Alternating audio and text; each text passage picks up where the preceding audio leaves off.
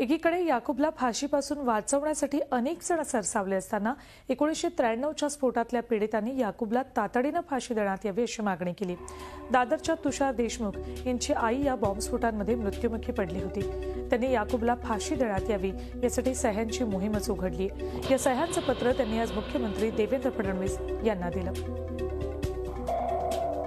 आज मी सीएम साहेबांना भेटलो, त्यांना आमच्या व्यथा मांडलेल्या आहेत। माझं म्हणणं एवढंच आहे, 22 वर्षानंतर जेव्हा न्याय होतोय तेव्हा दूषित करण्याचं जे काम काही राजकारणी करतायत ते ताबडतोब त्यांनी थांबवलं पाहिजे, कारण हाच खरा देशद्रोह आहे। आणि ज्या पद्धतीने हे चाललेलं आहे हे थांबवून खऱ्या अर्थाने आपल्या न्याय व्यवस्थेवरती विश्वास ठेवणारी जी आमच्यासारखी जनता आहे, जे आम्ही दाखवून दिलेलं आहे, त्या जनतेला पुन्हा एकदा न्याय मिळणं गरजेचं आहे। आणि हे जे पत्र मी घेतलेलं आहे ते आशिष शेलार साहेबांनी ह्याच्यावरती कमेंट्स केलेले आहेत, बऱ्याच आमदारांच्या ह्याच्यावरती सह्या आहेत की याकूबला फाशी झालीच पाहिजे। हे लक्षात ठेवावं जनतेने, कारण जनता ही खरोखर कळवळीने म्हणते की त्याला फाशी झाली पाहिजे।